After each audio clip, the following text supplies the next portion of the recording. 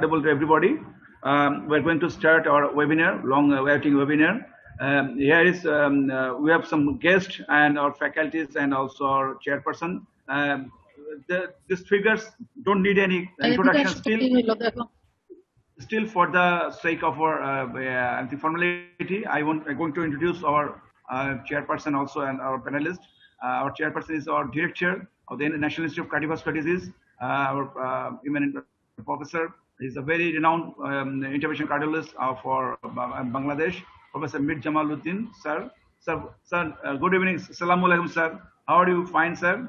Sir, recently, sir has been he has been suffering from COVID-19. Now she is recovering. Now I think sir is fine and is a good health. And I won't go further any introduction for you. Because everybody know you as well. And sir has got some experience with renal artery stenosis. He got some. We have some opportunity to work with him. So that's why I think he can contribute also, not only chairperson, also with this experience. And now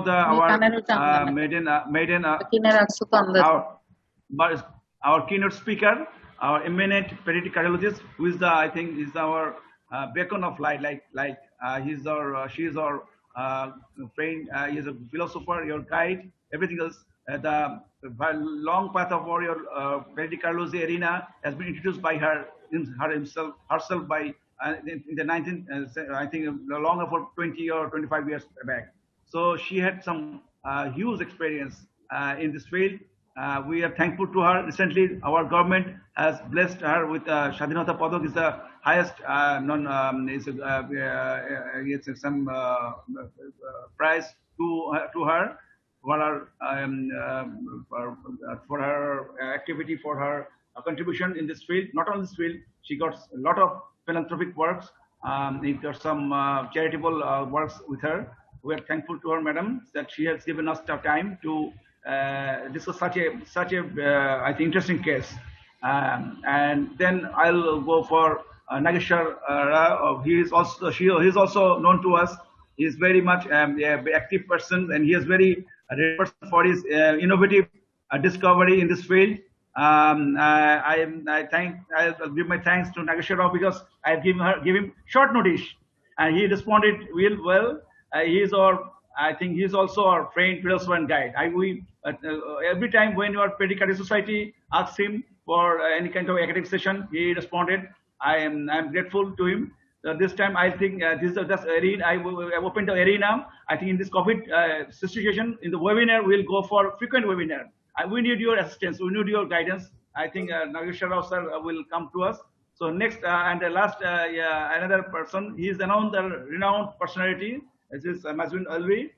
He is a very renowned person. Whenever I go for, I'm searching for stent implantation. I'm searching the internet network. There's innumerable works of Mazwin Alvi. He is the master of these things. So we have the opportunity to have some, I think, exchange of views, to have some experience with such great personalities. So I won't take time. So everybody, good evening. And now I'm going to, with the permission of our chairperson, I'm going to ask my Madam Nurnar Fatema, Professor Nurnar Fatema, Madam. He is the professor of our two grant institute, one First Military Hospital and another is our Kurmital Hospital. This grant institute she's the chief of pediatric cardiology and pediatric department. So, Madam, I ask you your favor to just give your speech. Thank you very much, Madam. Thank you, Dr. Shahriar. Dear Nageshwar Rao, Mir Jamaluddin, and all senior teachers and my dear colleagues who are in the webinar today, welcome to you all. Actually, I am very unprepared today. Yesterday, Dr. Shahriar, he called me when I was in a meeting, and he was telling, ma'am, can you tell something about stent? I said, let me check with my PA if there is any presentation ready in the computer. Then I called my PA and he said, I am seeing one of the presentation writing stenting.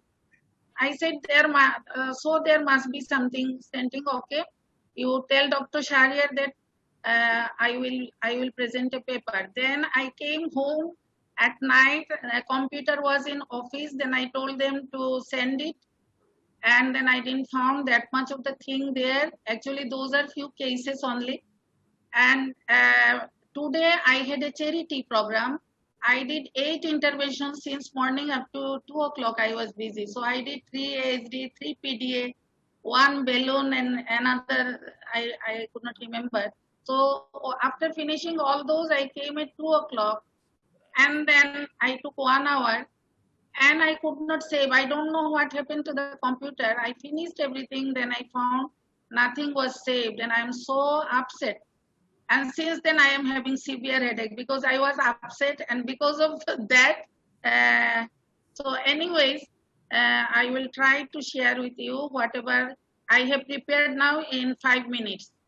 So this is a very quick one, simple presentation. I got only 5 to 10 minutes at the end to recover some of the things from the deleted one.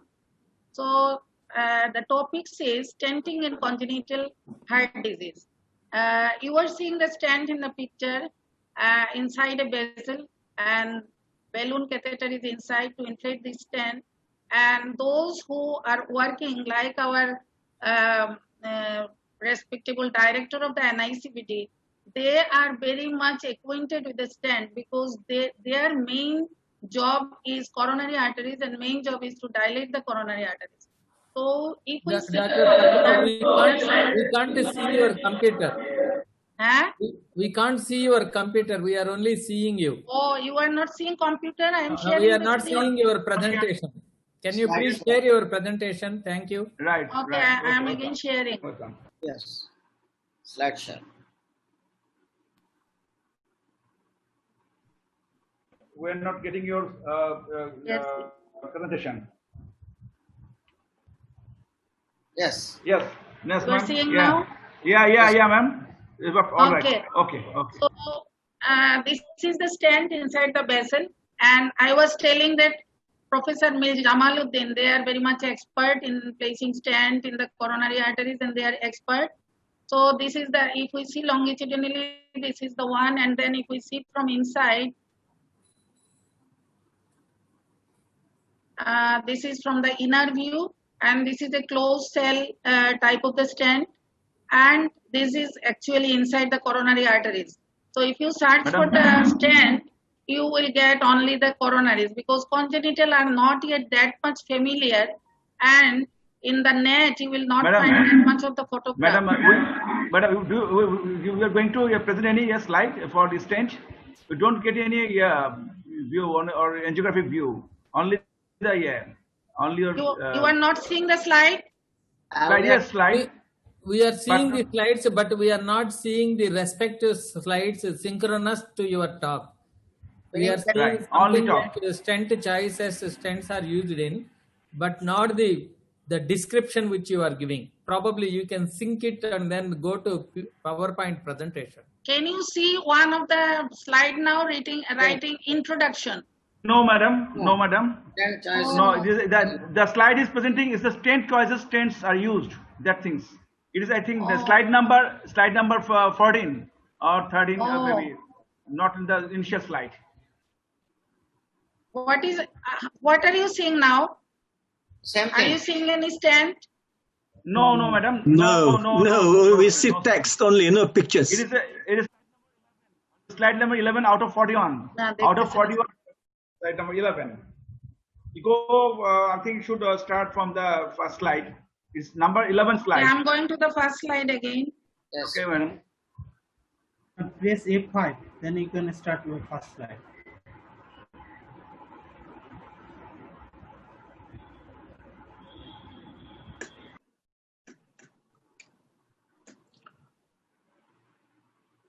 এটাতে আনো না, স্লাইডে আনো, স্লাইডটা কিছু বুঝলো না।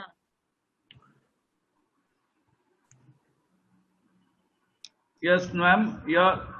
You are going to open your second slide. Is the second slide? Yes, ma'am. This is the second one now. Right, Second ma'am. one, I Okay, suggest okay. you can go to PPT, directly play that. Go to Right. PPT. Yeah, Now beautiful. we were seeing. Beautiful. Okay. So this is the inner view of the closed cell type of the stent, And this one you are seeing now, right? Yes, yes, madam. Yes. Okay, thank you. Yes. So this is the coronary artery stent. So all of you are aware of these things. Now, Introduction. so balloon expandable intravascular stent, Yes. Also fine. তুমি কি করছো? There is some problem here. Just a minute. What you can do is, once you go to presentation, lower down you have arrows. Yeah, this never happened to me, but today computer is not actually working. All my presentation was deleted, and now whatever I could recover, now I am facing problem. So Okay. balloon expandable intravascular stents have been used to support vessel wall in coronaries and peripheral vessels in adults. Nowadays, intravascular or intracardiac stents are used in many fields of congenital lesions also. These are peripheral branch pulmonary artery stenosis, RVOT stenting, PDA stenting, coarctation stenting, dilatation of the previously placed conduits by the surgeon. So these are the main fields where we pediatric cardiologists, we are using stent. And some of these stents are performed for the life-saving purpose, for example, atrial septal stenting, PDA stenting. So if we go to the history for a brief history, in 1969, Daughter and someone say Judkins also first introduced the technique for the non-operative placement of the tubular coil nitinol wire stent. Since then, several self and balloon expandable stents have been introduced, all with the intent of maintaining the luminal patency, usually in conjunction with the balloon angioplasty. Stents usually they provide effective and predictable relief of the obstruction. So whether it is an adult patient or a pediatric patient, our main aim is to relieve the obstruction or to create a almost closed natural way, like closing PDA, like closing ASD or patent foramen ovale. And it can do it by, this stent can do it by exerting radial force and preventing the recoil of the stent. So what are the advantages of a stent? To maintain a pathway, it relieves the intravascular or intracardiac obstruction. So obstruction may be inside any of the vessel, like coronary vessel, like pulmonary artery, like pulmonary vein, like systemic vein. So any of the vein or artery, very common one is renal artery. And then treatment of the extensive vessel dissection. Sometime during some procedure, there is vessel dilation or a spontaneous vessel dissection in adults, or sometime after some interventional procedure. So covered stent can help actually closing those dissections. And sometime also aneurysm, to minus the aneurysm part from the circulation, we can also use a stent or stent graft.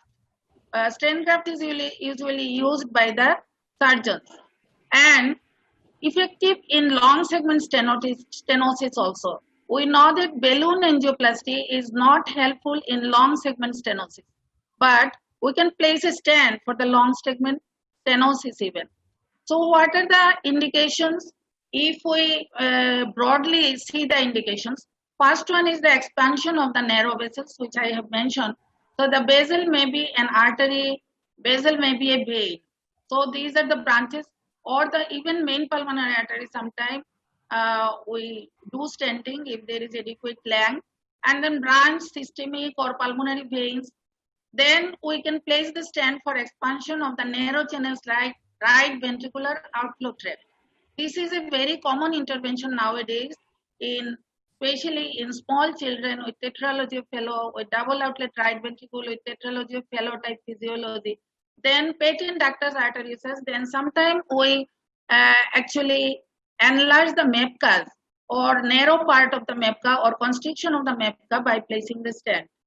Then expansion of the narrow hole. Sometimes the small ASD or PFO in some life-saving cases, like tricuspid atresia, pulmonary atresia cases, there is hypoplastic RV, and only way is the atrial septum, the ASD or the PFO, or in some cases of total anomalous pulmonary venous drainage, aged is very small or almost closed. So in those cases, we can place a stent in the atrial septum.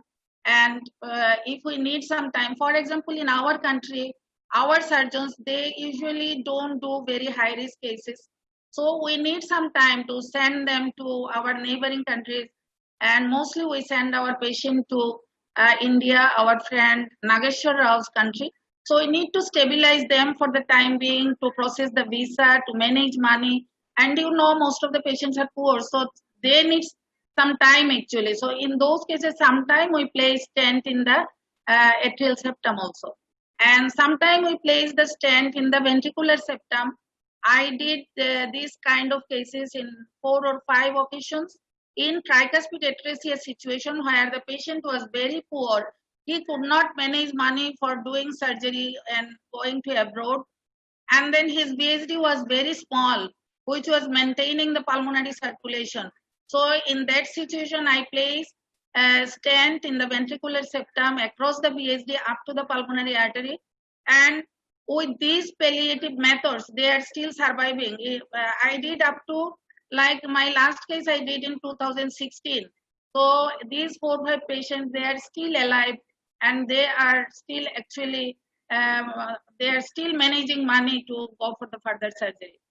And then treatment of the aortic aneurysm dissection I have mentioned. So these are the broad indications. In actually the first 3 are in children, and last one, the aortic aneurysm, this is actually more common in the adult population, and most of the surgeons, they place endovascular stent in this situation, known as stent graft. Dissection sometimes happen to us during doing coarctation stenting with a bare metal stent. In those cases, we always keep a covered stent in our shelf to actually bail out from that situation. So stent choice, how can you select your stent? There are 2 kinds of stent if we consider about the delivery mechanism. So one is balloon expandable and another is self-expanding stent. So we usually commonly use balloon expandable type of stents, because balloon expandable type of stent, they have the opportunity to increment of the size later on with the growth of the child. So we know that we are dealing with the children, and they will grow to adult ultimately. Now, if I place a small stent, then when the child will grow, the stent will not grow. Now, work is going on now to prepare now biodegradable stent, which will degrade in course of time. But till today, we are actually using stents which are not biodegradable, and that's why we usually prefer balloon expandable stent, so that in future, if required, we can actually increase the size of the stent by using a higher size balloon. And self-expandable stents, these are infrequently used in pediatric practice, and this is because of the limitation of expansion, scope of expansion later on. And the radial stent, you know, it is a self-expandable, very soft type of the stent, and its radial strength is also not that much like that of the balloon expandable. So we usually don't use that much. Now, self-expanding stent, they are very flexible, they are low profile, cannot be crushed, and they conform to even to the carved vessel, because they are very flexible and soft, and they are made of nitinol or cobalt chromium alloy. So nitinol is also an alloy, you know, it is composed of nickel and titanium.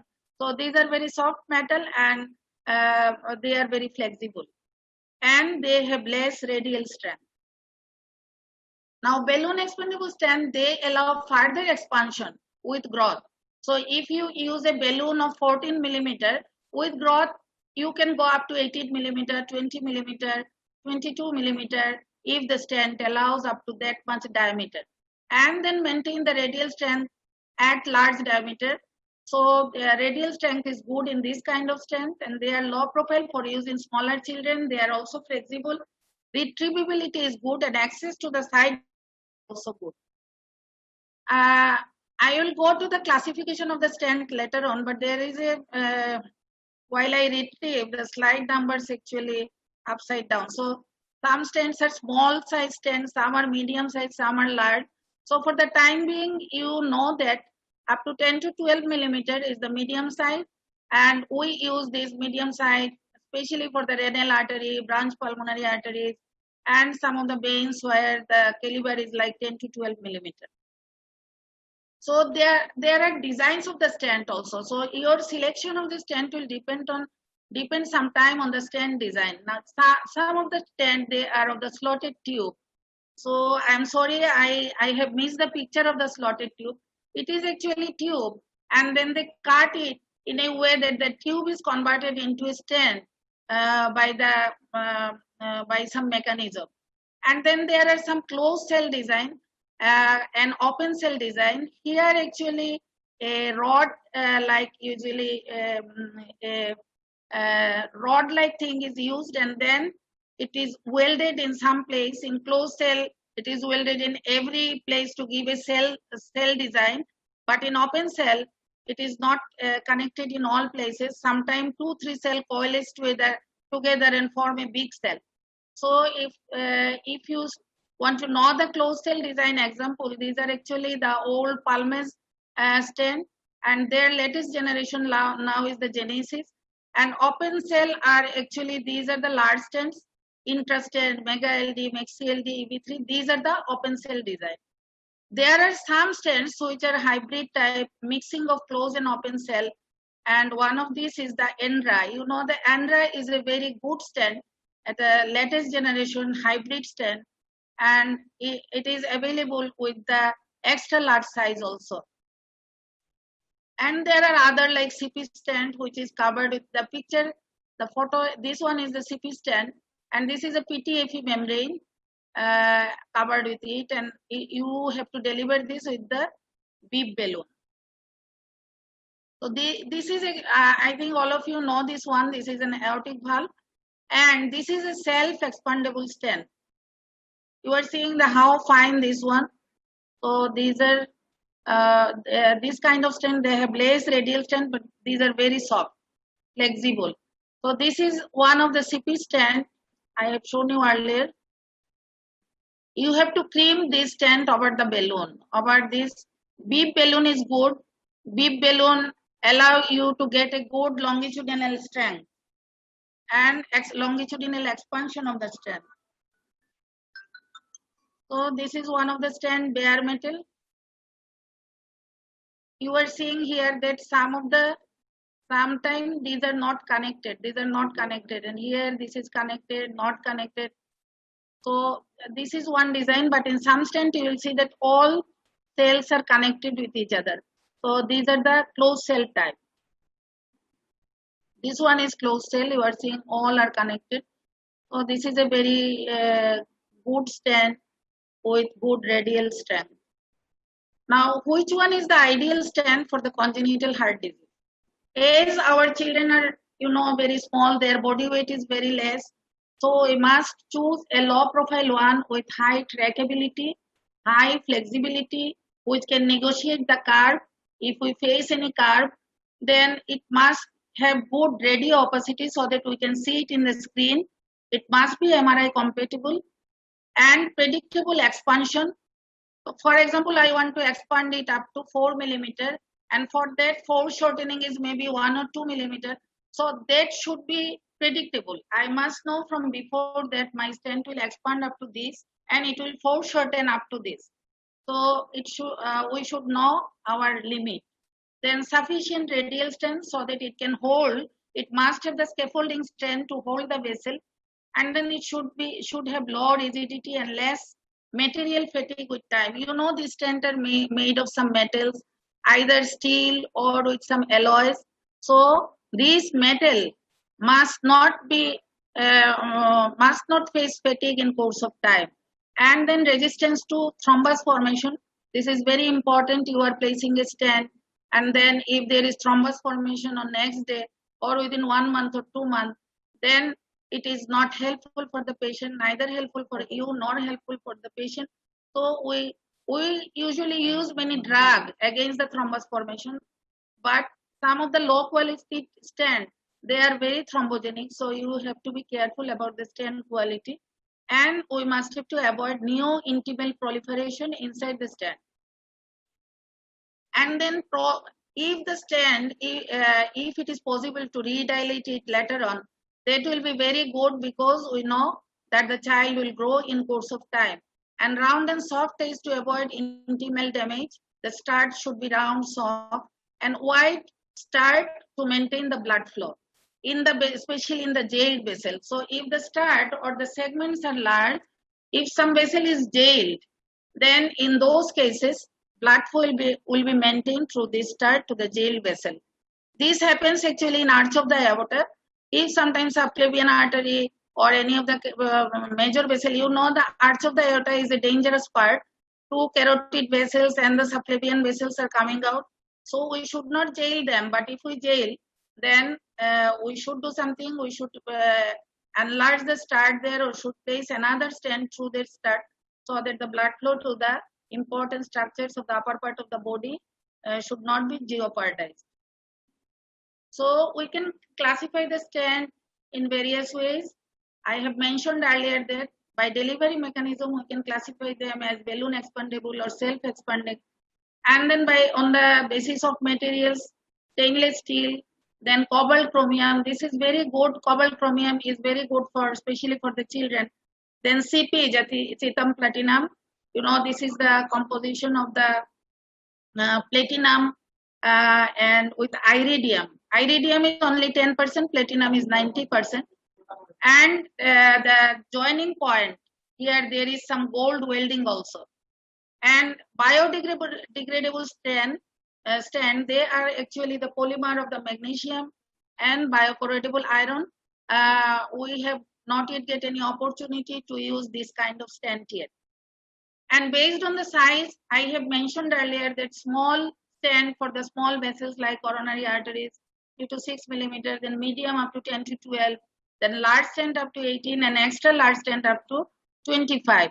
This extra large we actually use in the RBOT or RBOT stenting during pulmonary valve implantation or in the aorta, and large stent also used in the aorta and pulmonary arteries in children.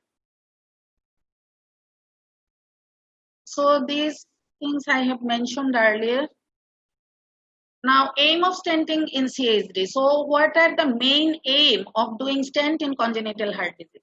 One is relief stenosis, another is negotiate aneurysm, another is to deal with the dissection, and another is to maintain the patency of the newly established or existing tracts or channel. So which one is the newly established? Like we place a conduit, or like double barrel repair in case of the tetralogy of Fallot. So sometimes we place conduit to communicate between the right ventricle and the pulmonary artery, especially in case of Rastelli type repair. So this is a newly established tract. Sometimes there is stenosis in this tract, or there is non-functioning of the conduit. In those cases, we have to place stent, and valve are actually the stent. These are the stented valve. So these are one kind of stent. And existing tract, I have mentioned that PDA or ASD or VSD or BEPCA, these are the existing tract, but they are narrowed, and then we have to open those for the sake of the patient. Now after this, I will show you some of the cases. Actually, I could not add new cases. These are from the old presentation. As I said, I could not find any time to actually insert. So this is a PDA stenting which was done for life-saving purpose in a baby of 2 days. His saturation was only 4%. So we had started prostaglandin, and you are seeing now there in the pulmonary end. Here is the pulmonary end of the PDA. So aortic end is very big, but in the pulmonary end, you are seeing that it is almost closed. So we place a stent here on urgent basis. And this is the mechanism. This is from the retrograde approach. You are seeing that how narrow this part is. So this is a very narrow, almost closed. Now we are actually dilating it with the balloon. And this is the stent after placement. So you are seeing how big this opening is now. And this is another child. His name is Akif, 19 days old, pulmonary atresia with VSD and PDA. So he was having frequent cyanotic spell on prostaglandin 0.1 microgram per kg per minute. And we went to the cath lab with this child because his saturation was dropping, and it was we were maintaining it with the prostaglandin. So you know that prostaglandin is a very toxic drug. We should discontinue it as early as possible because it can cause necrotizing enterocolitis, it can cause apnea, and many other like renal failure. So in this case, you are seeing that we are in the middle point. This is the narrowed point, and our stent, middle part of the stent is here. And this is a this child weight was 2.5 kg, so we use a 3 millimeter. So our cutoff point of weight is 2.5 kg. 2.5 kg or less we use 3, and more than 2.5 we use 3.5 to 4 millimeter in the neonate if it is a maintenance of the pulmonary circulation. But if you do the stent for maintaining systemic circulation, then we use larger size. So the Akif, after doing first stenting, what happened? There was, you are seeing here, there is thrombus formation in spite of heparinization and everything. It was actually narrowed down, and then we actually brought him to the cath lab again, and this is the placement of the second stent, and after the second stent it was fine. So you have to monitor the patient in the ICU very closely, because stents sometimes it is very common that PDA stent may close, or sometimes the flow of blood through the stent is so much that patient developed heart failure within a very short time. So you have to check and balance between the flow through the stent and the flow to the lungs, so that there should not be too much flow, which can cause heart failure, or too less flow, which may need another stent. So this is another patient with the RBOT stenting. This patient was spilling. So you are seeing this child, only 3 kg, 7-month-old in the ICU. So she was ICU bound since her 3 months of age, and I referred her to all the surgeons available in the country, but no one agreed to do any BT-shunt because her weight was very less, and she was too much cyanose, so they said it is a very high risk case, and I could not get any opportunity to refer her to our neighboring countries because her condition was critical and she was not fit for any journey. So what I did, I took permission from the father, and I took her to the cath lab. And then you are seeing here how tight this RBOT. If you notice, this RBOT is almost closed. So this is the stent. This was a 7 by 12, I think 7 by 12 millimeter Genesis stent, peripheral stent. So after the stenting, you are seeing this one is open. Now you should not place a too big stent here, because you know these patients are having large VSD. If you place a big stent, this patient will develop heart failure. So there should be a balance, and we will allow a balanced flow to the pulmonary artery so that there will be no swell, and at the same time there should not be any heart failure also from the too much flow.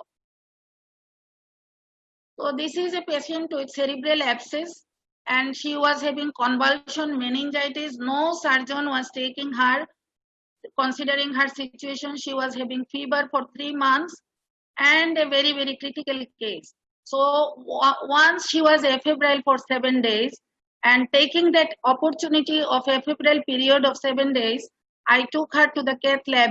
And when I took her to the cath lab, our sister, she said, we don't have stent of 6 or 7 millimeter. I knew that these stents are available, but as I was trapped, I told her to bring the stent, and she was telling, I don't have this one. So I said, I have to do something, give me some coronary stent. So I used coronary, and after doing the case, I went to the shelf and I found those stents. Anyways, as I was doing with the coronary stent, I had to use 3 stents in this girl, one after another. So this one is moving. So this is one of, I'm doing PTCA balloon actually. It was so tight. So first I did some balloon dilatation. Later on I placed the place 3 stents one after another. So these videos are not moving. Sorry. Now this is a stenting in the coarctation of aorta. It was a covered stent. 8 years old girl, 18 kg. Our cutoff point of weight is 15 kg or more, and we place at 12 by 29 covered CP stent to this girl. Actually, I had no time to check whether these were moving or not. So sorry, I could not check this from before. This is the CP stent you were seeing. So it was creamed on a beep balloon, and you can see the marker of the balloon, and you have to place the stent nicely so that it should not be overlap the balloon in this way or in that way.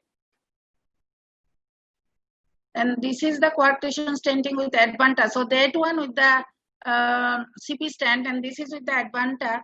This child had PDA device closure in his very early infancy, like at the age of 1 month, he was having very large PDA with mild coarctation at that time, and he was in frank heart failure. So at that time, we did PDA device closure, and with that, he was doing fine up to 4 years of age.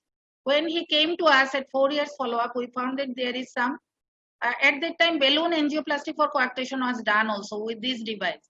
So in neonatal period, he had double intervention of balloon angioplasty and also PDA device closure. But in the last follow-up of 4 years, we found that again there is some coarctation. So this time we thought his weight was 10 kg. So we use an Advanta which is redilatable. So we use a balloon up to 12 millimeter, and it will go up to 16 to 18 millimeter when he will grow up.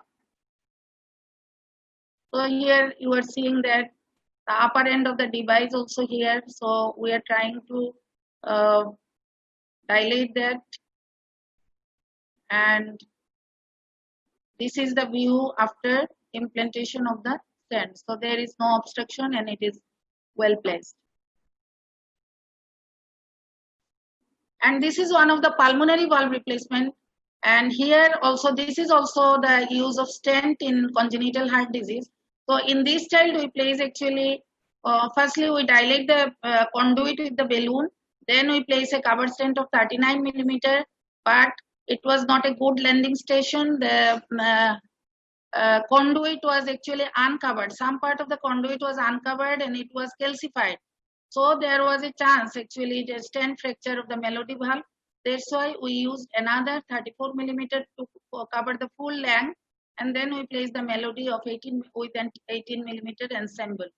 So you are seeing here that there is free pulmonary regurgitation, and interestingly there is no left pulmonary artery in this child, and there is RPA origin stenosis. So we did this. We negotiated the RPA stenosis with the balloon, and then we placed. And this case was done in 2012, and now 2020. This patient is doing very fine. His RPA is fully open.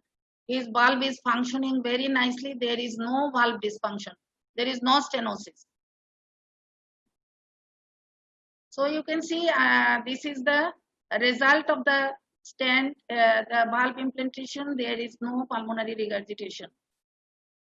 This is a multi-purpose catheter, and there is no pulmonary valve regurgitation. This is the stent preparation you are seeing here. So this valve, it has two sides. One is threaded with the blue color and another. So you will get an idea how to connect it with the ensemble delivery system. This is another child, Rukaiya, with the valve, and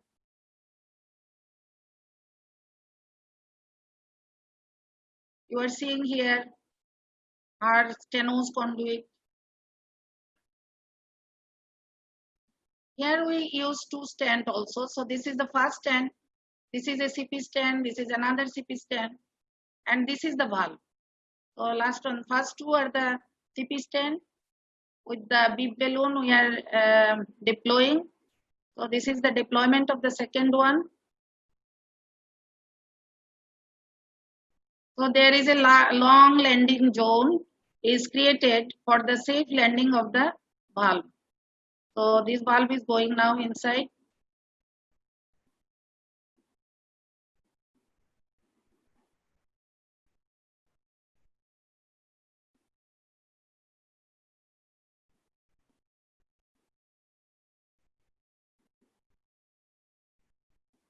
And this is actually a few days ago, there was embolization of an ADO2 from the BSD, and then we actually captured it.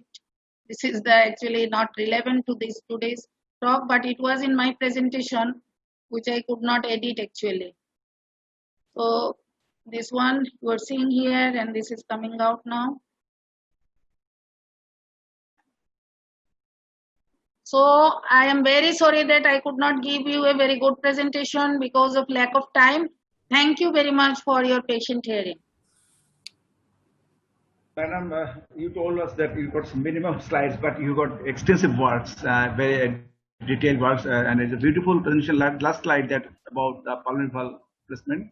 So I think a lot of things we learn from you, the how to balance the defect when we have some large VSD and PDA, how to place the stent, the size of the stent. Madam, there is no question in our bank, but still I got some query that can ask you. Would you kindly answer me? When we will cease prostaglandin therapy prior to stenting? This is my question, number one.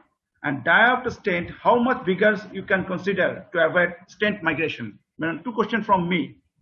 Can you repeat, please? First one is what is prostaglandin? What? When will cease the prostaglandin therapy prior to stenting? When you will stop the... When we stop? Oh yeah. Right. Actually, when we were doing this in early like 2004-5, we were stopping the prostaglandin 1 hour before the procedure. But then we found that when the patient they go to reach cath lab, they again become cyanosed. They again, actually we were feeling that the prostaglandin make the PDA fragile, so there will be chance of bleeding or some complications. So we were worried about continuing prostaglandin in the cath lab, and then we used to stop those 1 to 2 hours before taking the patient to the cath lab. But nowadays we are seeing that if we stop prostaglandin, then actually, and sometimes it happens that prostaglandin enlarge the PDA too much. So you need a large stent to actually place there. So that was one of the reason also to close the prostaglandin from before. But some of our experience, we learned that if we stop prostaglandin, then PDA again start closing. And it happens so rapidly that we again face some problems. So nowadays what we do, we actually reduce the dose little bit, but we don't close them fully. We don't stop them fully. Suppose if it is 0.01 microgram, then we have the dose in the infusion pump, but we continue it until we finish the case. So this is our protocol nowadays. And about your second question, what is the diameter you say? Madam, for how much the diameter will consider to avoid stent migration? To stent migration, how much, if you go for larger stent, how much big stent? Then actually for PDA stenting, it is usually done in the newborn and very young infant. So you don't have any choice of too much big size stents. For we actually, our cutoff point is weight of the baby. If baby is 2.5 kg or less, we use 3 millimeter diameter. But length we measure from the, you have to measure the length. So it is between 12 to 18 millimeter length. And diameter is 3.5 to 4 millimeter if it is more than 2.5 kg. So it diameter depends on the weight of the baby. And then you can overdilate. If you feel that it will migrate, you measure the diameter of the PDA. If you feel that it will migrate, you can go like, you know, there is, it is written on the balloon that how much pressure you can go. So you can go with pressure little bit more than that of the recommended one or nominal one. And just think one thing that PDA stenting procedure is actually a very, very critical procedure. Patient, their hemodynamics become very unstable. So you must have a very good intensivist, very good ICU support, because even if you do it in the cath lab nicely, patient condition may deteriorate in the post-cath area in the ICU, and there may be thrombus formation inside the stent, or there may be too much flow and there is heart failure. So you must have a very good intensive care team. Otherwise, and you must have a very good team in the cath lab. Even if there is a migration, what to do? How will you manage if the stent migrate to pulmonary arteries? So these things you must know before taking the patient to the cath lab. Thank you, Professor Fatima. Now I think Mazin Alvi is on the track. Mazin Alvi, would you say something? Words? Yes, I think regarding to, basically I completely agree with what Dr. Fatima has said just now. We tend to keep the prostaglandin and then take it off, say, about 6 in the morning, because we tend to do the PDA stenting later in the day. So we can always restart if we need to, but keep it on low dose. And when you take the baby to the cath lab, bring the prostatin along, because in case you might need to restart in the cath lab. So I think basically we tend to agree on that part, that we should not have the PDA too big, because otherwise then there's the risk of stent migration is there. And also the stent sizes, I suppose, for PDA stenting, usually these are neonates, so we would not go more than 4 millimeters and 3 millimeters for those who are, say, less than 2.5 kilograms. And I think also depending on how long that we want to keep the stent for. For example, if you are doing a PDA stent, then usually you cannot put too big a stent and they have to go for surgery by about 1 year of age. So I think 4 is just nice. Usually you can take that up to about 1 year of age. So I think and what was the other one? So basically those aspects of it. Yeah, Dr. Fatima.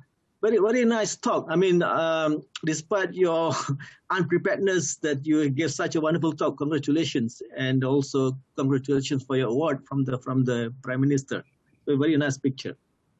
I wanted to ask, Prof. Fatima, if you don't have a melody valve and you have a calcified stenosis conduit, would you implant the stent anyway and have a primary regurgitation, or you would not do it? You would ask the surgeon to replace the conduit?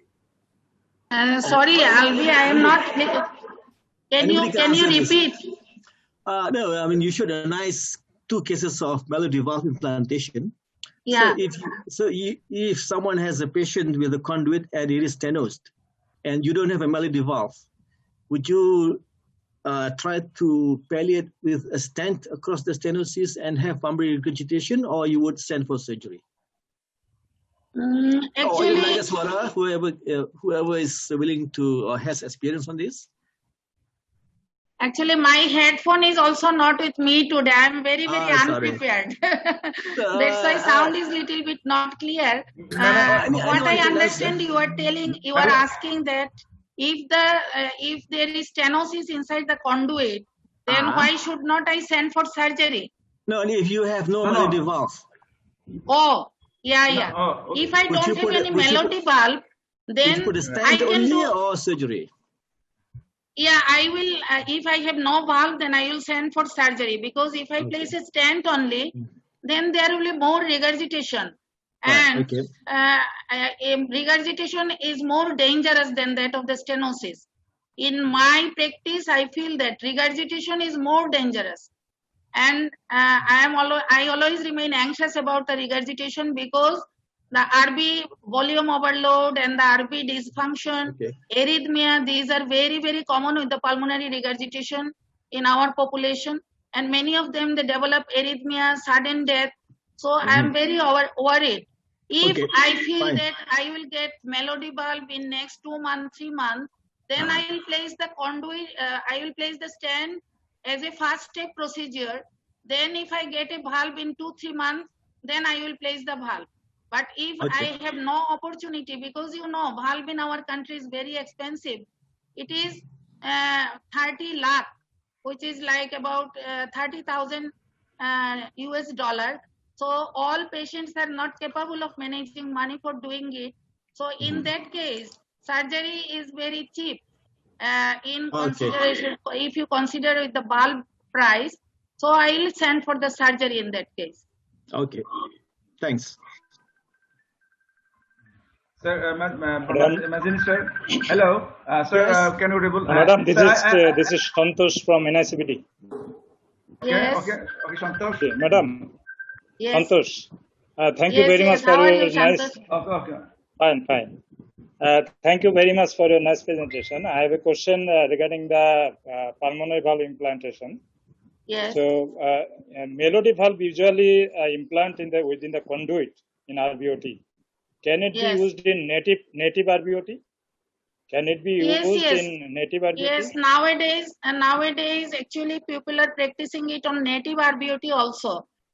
We are not doing. It is good to do on the good landing zone, and there are some other valves like Venus P valve, who is Dr. Nageshwar Rao. They are doing on the actually native RBOT. But Melody actually from the initial design they are planning for doing it on the conduit only. So those surgery who use conduit from the RB to pulmonary artery, only those were the candidates, and conduit dysfunction was the indication. But nowadays, actually, in some places, people are placing. But the Melody valve has some limitations. The maximum size is up to 22 millimeter, but we have seen that in top Regarding the repair size. cases, there are RBOTs like 32 millimeter, 34 millimeter. So you cannot fit a Melody in that large RBOT. So that is one of the question. And in Madam, large RBOTs, Melody valve is not suitable. In those cases, Edwards Sapien valve, they have large size. So Madam, people are doing those. I think we'll discuss these things in another period. So we'll later with the stent. Madam, another question. How often face acute stent thrombosis? How often you face acute Stent thrombosis. stent? Right. How you deal it?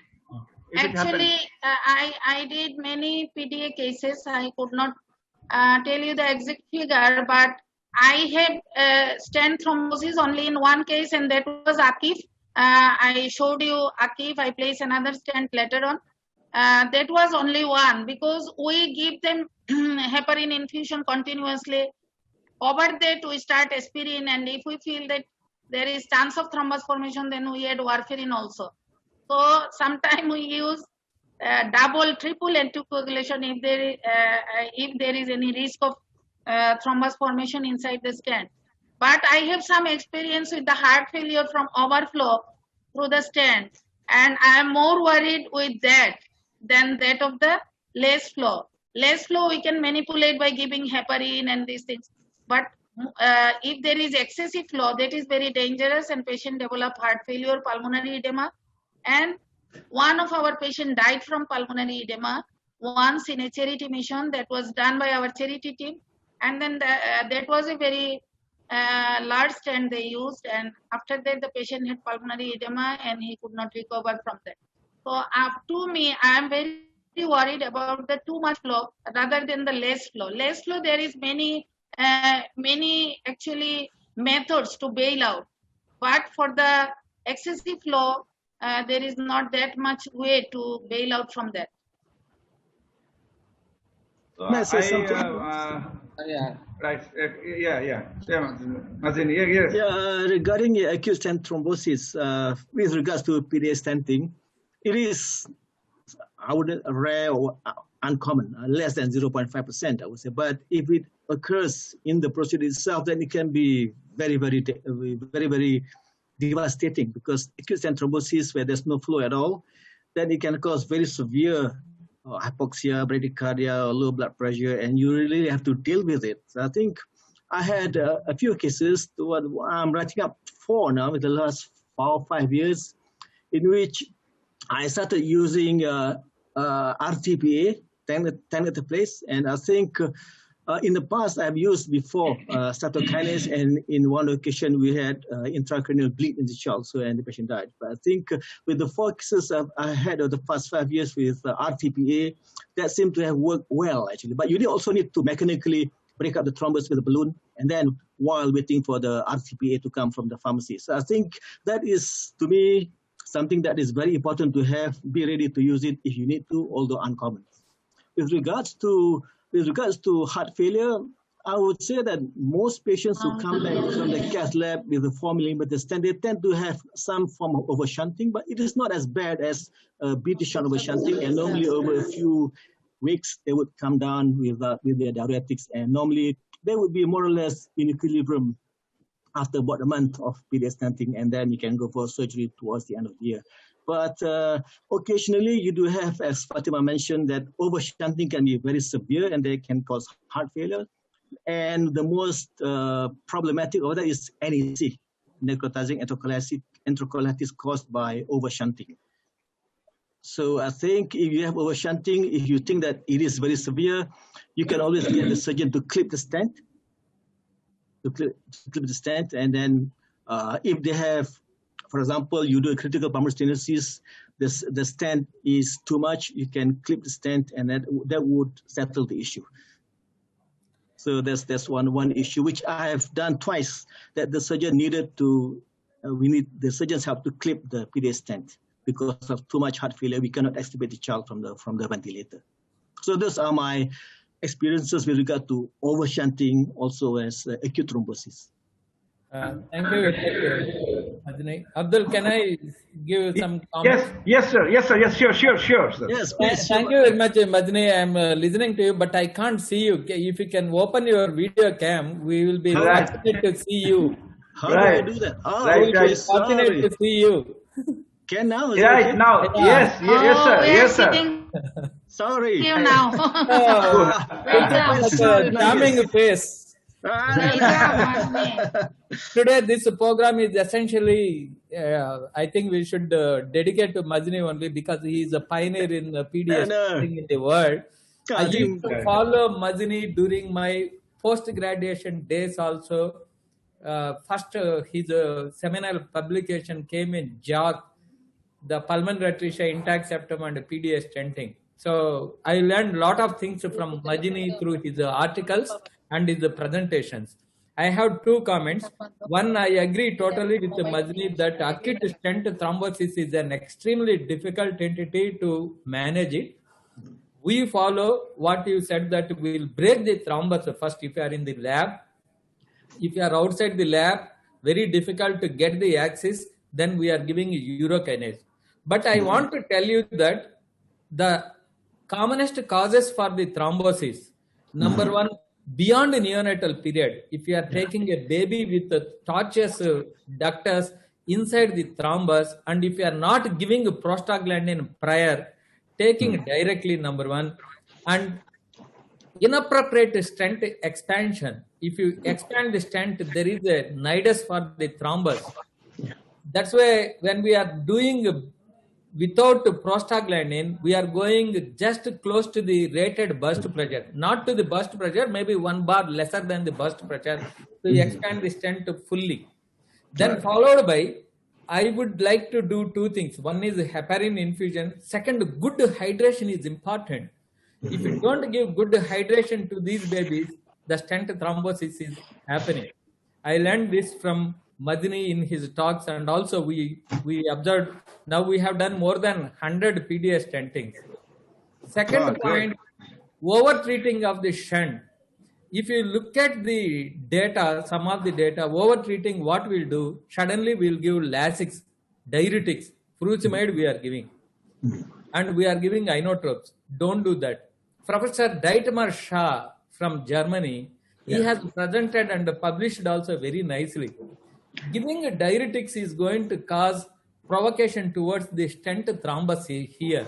And if you give inotropic support or vasopressors, that will cause more shunt. So optimization of the fluid and giving beta blockers are going to help. I practiced that. I am very comfortable now that if you see that X-ray vascularity, respiratory distress, beta blockers are our first. As I agree with Majni Alvi, if it is a more flow, I think clipping should be done. I agree that. Now coming to the Dr. Fatima's one of the presentation of a case, VST pulmonary atresia, you went from the femoral artery. That is like a normal ductus. when you have a normal ductus, the pulmonary annulus, pulmonary wall is very well developed. These are the cases probably they may go for the biventricular repair. Most of the pulmonary artery intact septum, vertical duct, not intact septum, sorry, pulmonary artery VST, vertical duct, semi-vertical duct, you tend to go from the axillary, and I am the person who are going through carotid. Whereas pulmonary artery intact septum, we go from the femoral vein. That is the only comment I want to give. Thank you. Thank you.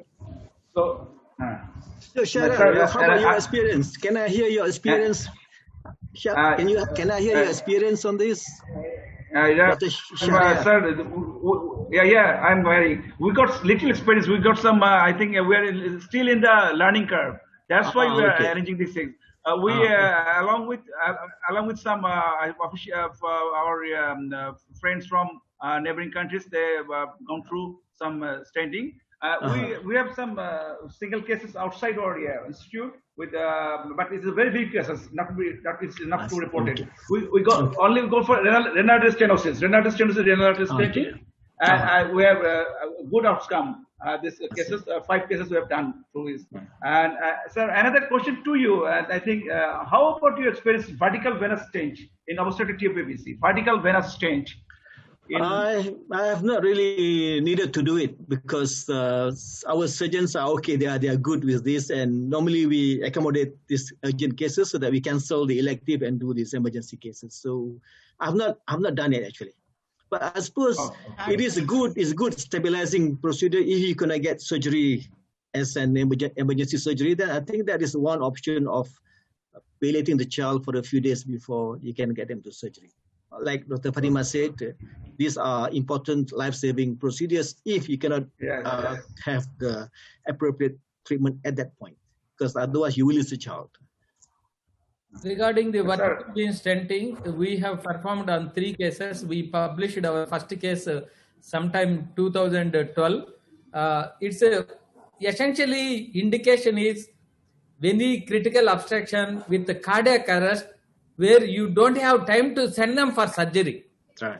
Yes, sir. So it is, when surgeon is available, still it is. Once we were actually shifting to surgery, then we have to do resuscitation, then cath lab has closure, go from the left jugular, straight away it will go. But we have experience only in supracardiac TAPVR, but people have done in infradiaphragmatic TAPVR as well. But I don't recommend as a class 1 indication. It is only when surgeon is not available, you are not able to reach to the theater when baby is in sick cardiac arrest condition. I just want to add something. While we do our PDA stenting, we first do the aortogram. Sometimes this aortogram is very, very confusing. We don't get very nice picture of the PDA. We actually could not calculate the length and the diameter properly. So it was happened few days ago. I was doing a PDA stenting. After aortogram, my fellows and other colleagues, they were telling that this is a very small one, use like this diameter. But I was telling that this picture is not clear. I am not happy with this. But they were actually imposing me to do the stent on those aortograms. Then I said, if you don't mind, I want to, actually that was a vertical PDA. So I want to puncture carotid artery, and I want to go through the carotid approach because I'm feeling that this is not the real picture. So they were all actually against me, but I do that. And then I found it was a actually very abnormal type of long tortuous duct from vertical arch. And it was totally different from that of the one which we found from the aortogram from the femoral artery.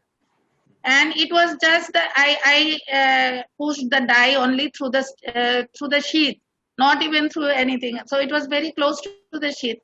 And then whole scenario changed and whole thing was changed. So I just want to ask Dr. Mazni how to take the aortogram for calculating the length of the PDA, especially. If they're not usually there's the really tortuous one with multiple loops. If we see very abnormal in the echo, we would do a CT scan. And then if there are too tortuous, then we would just send for BT shunt. But most of the PDAs with bands and acute bands, they are stentable, and therefore I think it is important to have nice pictures before you start. So I think sometimes you need to have the catheter in the mouth of the PDA, and this is often requiring, most of this kind requires axillary artery or carotid artery, and that is the first start. And then when you want to measure length, it's not possible to measure without having a straight. You have to imagine that it is going to be a straight tube because the stent is very, very rigid. So we would put a wire, make it straight, and sometimes 2 wires to make it straight, and then that would be the length that I would use so that it covers both the aortic end and the pulmonary artery end. So having the wire first, then do another angiogram, that would be my method of measuring how much length of stent that I need to use.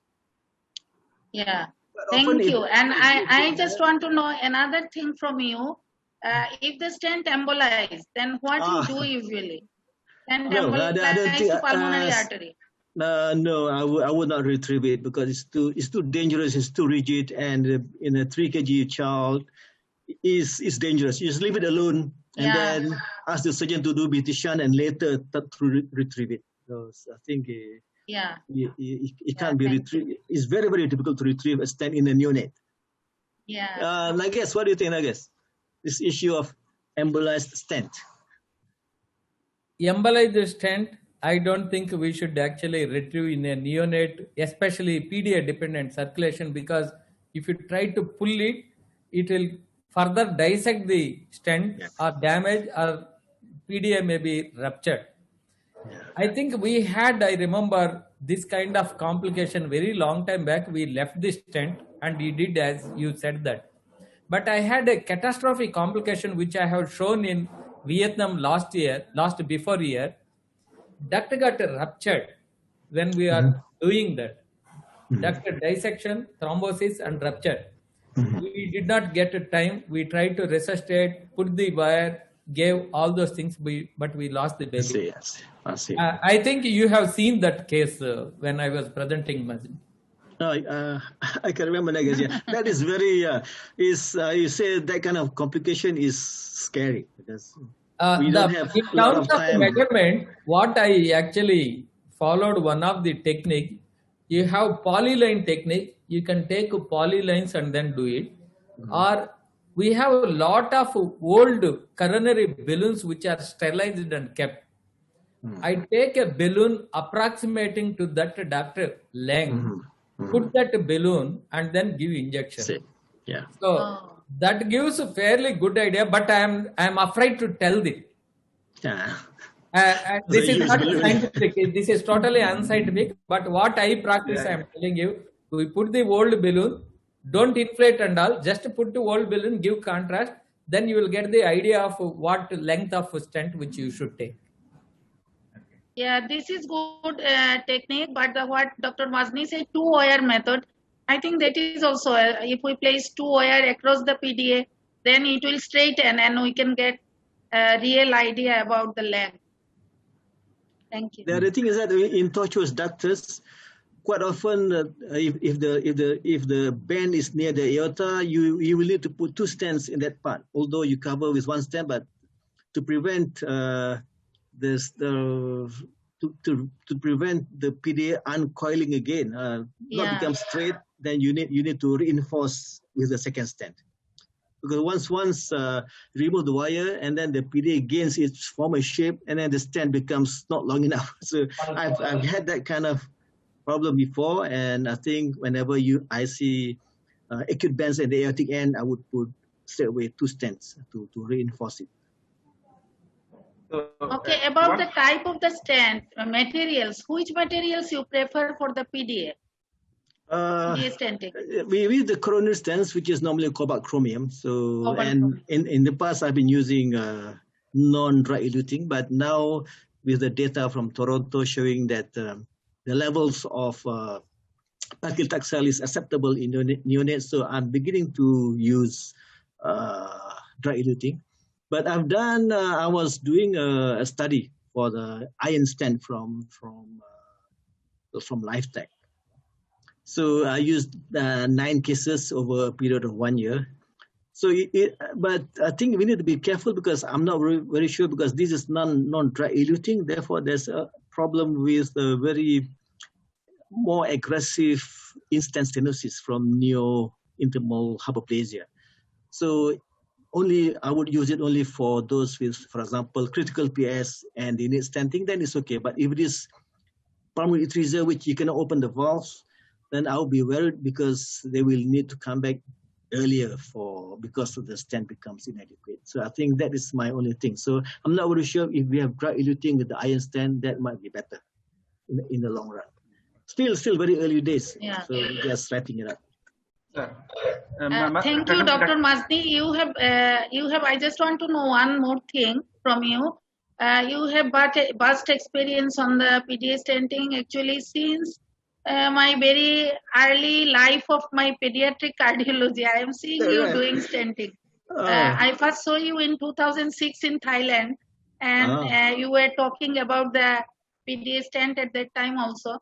So about the PDA stent, it is not a permanent palliation or something. So this patient ultimately will go for the surgery. So what is your aim? How long you want to stay with this stent? Durability, but I think this is very surgeon dependent. I think if you have a surgeon who's experienced, and I think it's important that we work very well with the surgeon, so that you need to get them familiar how to deal with the stent during repairs. So usually our surgeons are comfortable stay at about 9 months onwards for the repair. This is talking about, for example, Rastelli operations.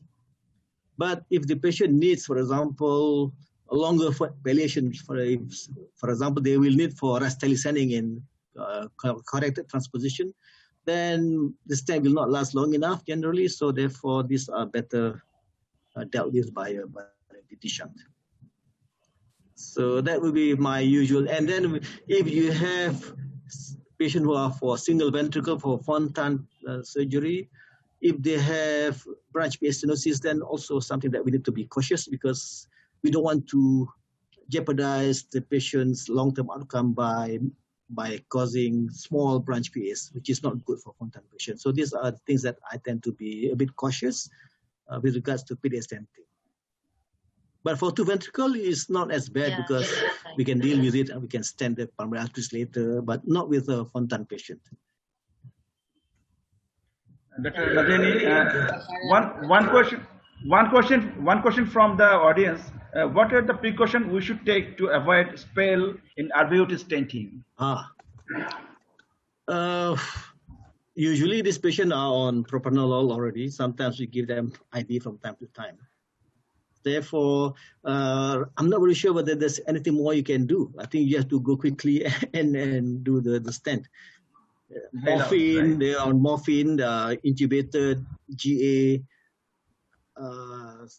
beta blockers. And the rest of it is we pray to God and we do it. Yeah, I agree with you that we intubate and give ketamine preferably. Try to avoid propofol in this patient. The spell will not be recovered at all. And try to avoid giving dobutamine and dopamine heavily. Yeah, that's right. Yeah. So intubate the child, give good volume, and try to give ketamine. Usually, it will be you will have stability. But still, I agree with Mazni that you have to pray God, Allah. Okay. Nagesha, I have a question for you. You already answered the partial answer. We will choose retrograde or antegrade or jugular approach. What is is it subjective or what is your plan when you go for stenting? Retrograde or antegrade approach or jugular approach? Which stent? For stenting, PDA stenting. You retrograde or antegrade? Right. PDA stenting, we have all methods. I do all methods. Yeah. If you have a vertical ductus coming from the undersurface of the arch, I prefer right axillary artery. We used to do left axillary artery, but I am not comfortable because the working length is very difficult and the working environment is difficult. I used to do PDA stenting from the carotid if you want to put 2 wires and stents earlier, even I remember that Madni, we wanted to do one study that particular time. Now we are actually doing very less often. Femoral arterial approach we do predominantly when we perforate the pulmonary valve or PAIVS where the duct is oriented towards the descending aorta, then we do that. Yeah. We have some occasions, not always, going from femoral vein, crossing the VST, and then ascending aorta, putting indirect duct. You have a left aortic arch, but the duct is arising from the base of the innominate artery to pulmonary artery. Indirect duct, where your right coronary guide catheter will go and hook like this. But remember that when you are doing this procedure, there will be transient bradycardia, hypertension you may encounter. So that is the problem. And cannulation also, we may damage the ductus. So we should be careful and we should aware of that.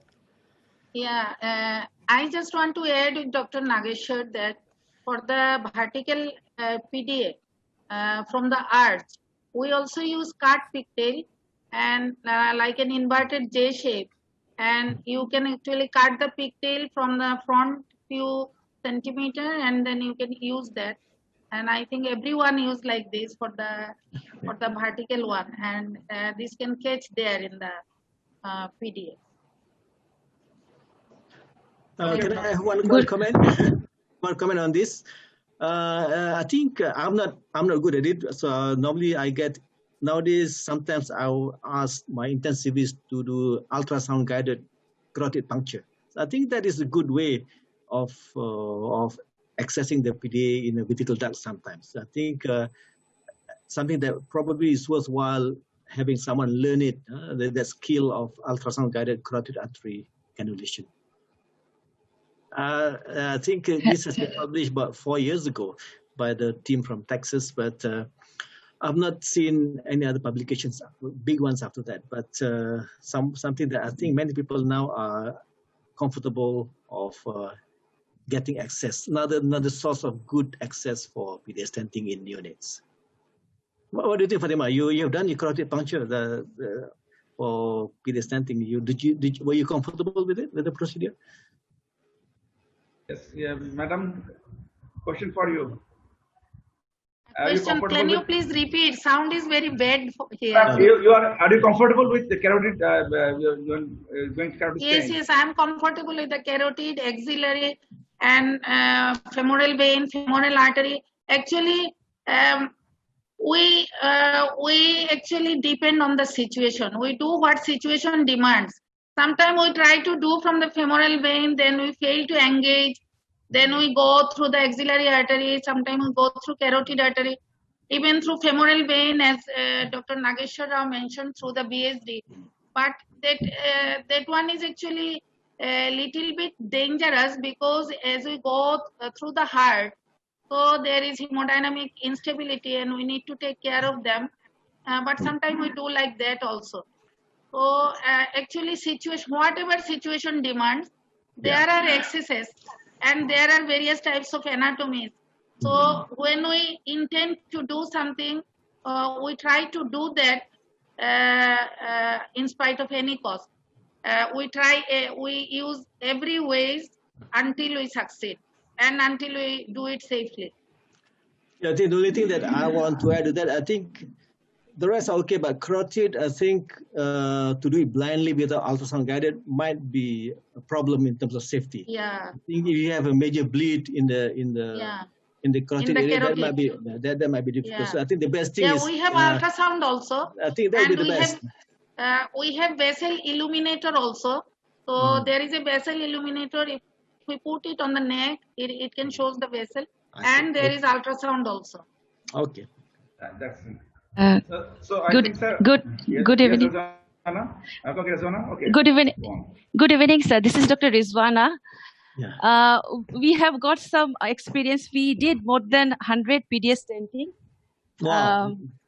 So I am very inspired from your papers, especially axillary access. When we started doing axillary access, I took lot of tips and tricks from your axillary artery this thing.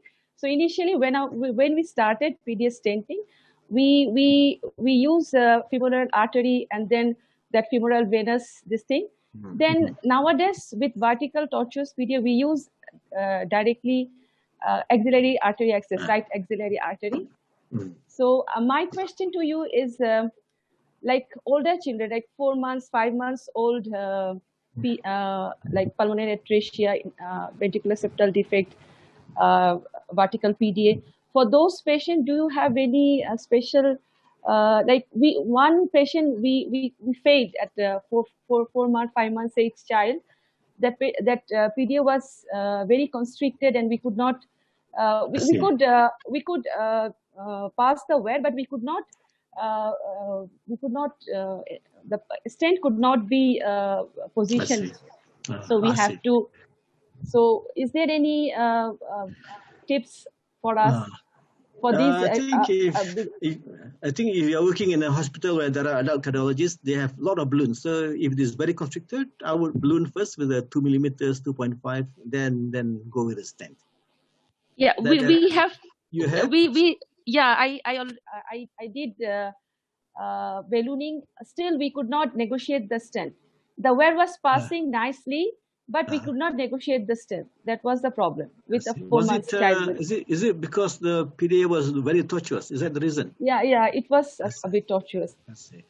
So in that case, even with the wire, you cannot make the PDA straight with the wire. I see. You can use double wire in that case. Double wire.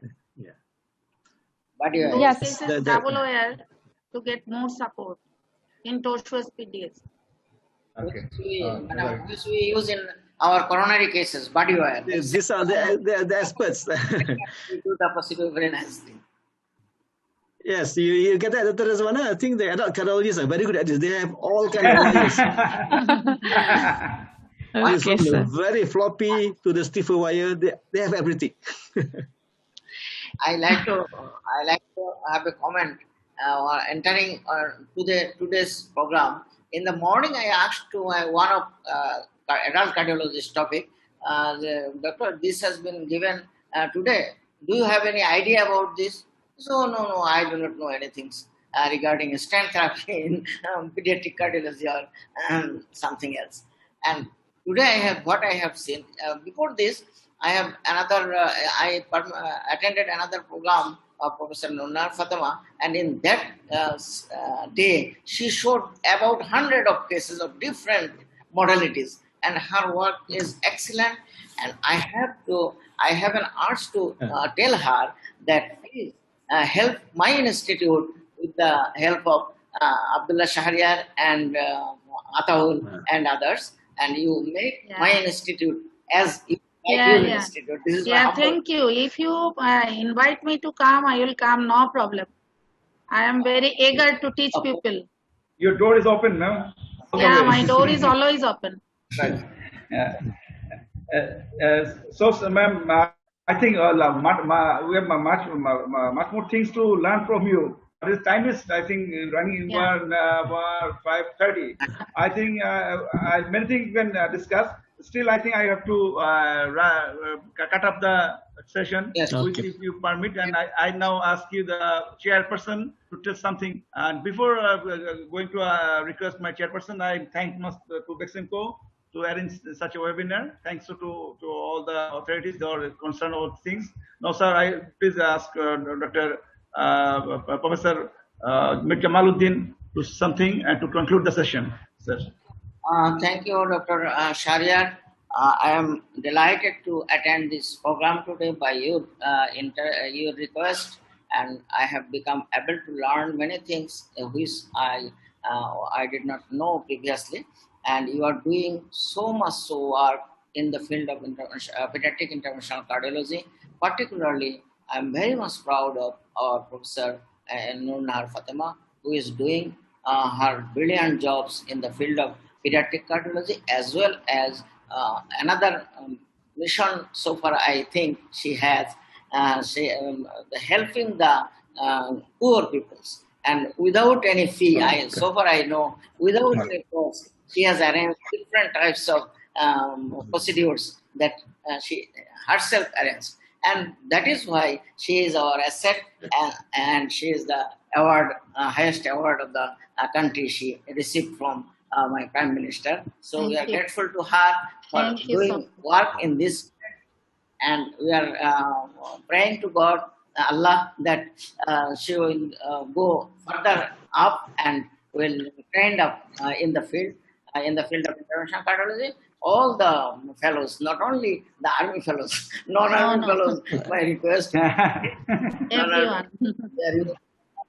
Younger brother, my faculty, that is in NICBD pediatric cardiology. So I request you to help them to evaluate, to raise the nation, to raise the institute. And I am very much grateful to the foreign faculties. They have given a very good idea on different topics and their comments. And so I am also grateful to them.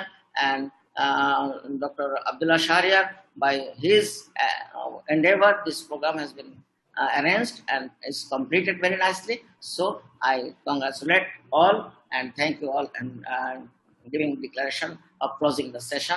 Thank you. Thank you very much. Thank you very much. Thank you very much. Thank you, Nagesh sir. Thank you, Mazin. Thank you, Thank you, Shahriar. Thank you, sir. Thank you, madam.